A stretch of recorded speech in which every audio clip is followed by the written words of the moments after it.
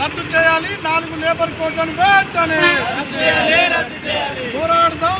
కేంద్ర ప్రభుత్వ ప్రజా వ్యతిరేక విధానాలపై పోరాడదాం. కేంద్ర ప్రభుత్వ కార్మిక ప్రజా వ్యతిరేక విధానాలపై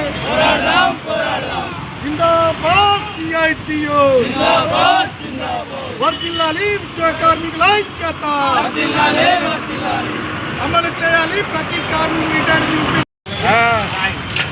ఈరోజు సిఐటియు జమ్మికుంట మండల కమిటీ ఆధ్వర్యంలో మరి ఏదైతే మొన్న నిర్మలా సీతారామన్ కేంద్ర ఆర్థిక శాఖ మంత్రి గారు కేటాయించినటువంటి బడ్జెట్ మరి అది పెద్దలకు కార్పొరేటు శక్తులకు తప్పితే మరి పేద బడుగు బలహీన వర్గాలకు కార్మికులకు ఉపాధి కూలీలకు వ్యవసాయ కూలీలకు రైతాంగానికి ఎలాంటి ఉపయోగపడే విధంగా లేదు.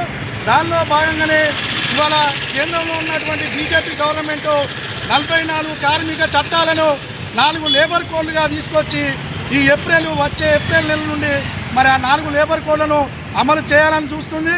దాన్ని ఖచ్చితంగా సిఐటిగా అడ్డుకుంటాం. ఇవాళ 8 గంటల పని విధానాన్ని గత అనేక సంవత్సరాలుగా స్వాతంత్రం రాకముందు నుండే కార్మిక వర్గం త్యాగాలు చేసి ప్రాణాలు అర్పించి సాధించుకున్నటువంటి పని హక్కును ఇవాళ 10 గంటలు 12 గంటలు పెంచే ప్రయత్నం చేస్తుంది. కాబట్టి 10 గంటల పెంపును ఖచ్చితంగా కార్మిక సంఘాలుగా అడ్డుకుంటాం.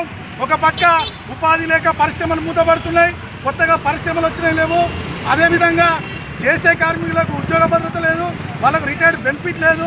ఇవాళ పిఎఫ్ పిఎస్ఐ సదుపాయాలు కానీ అసంఘటిత రంగంలో పనిచేసే కార్మికులకు ఉద్యోగ భద్రత కానీ ఎలాంటి సౌకర్యాలు కల్పించకుండా ఒక పక్క పన్నుల భారం, ఒక పక్క పెరిగిన ధరలు, ఇలాంటి పేదలను కొట్టి పెద్దోడికి దోసే విధంగా కేంద్ర ప్రభుత్వ విధానాలు ఉన్నాయి.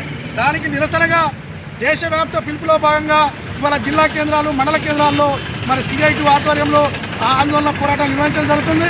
రేపు రానున్న రోజులలో పెద్ద ఎత్తున కూడా ఏదైతే బీజేపీ కేంద్రంలో 3వసారి అధికారంలోకి వచ్చినాక మరి కార్మిక వర్గానికి రైతాంగానికి ప్రజానీకానికి వ్యతిరేకమైన నిర్ణయాలు తీసుకుంటే పెద్ద మొత్తంలో అందరినీ కలుపుకొని ఐక్యమై ఆందోళన నిర్వహిస్తామని తెలియజేస్తూ గొప్పల శంకర్, సిఐటి కరీంనగర్ జిల్లా సహాయ కార్యదర్శి.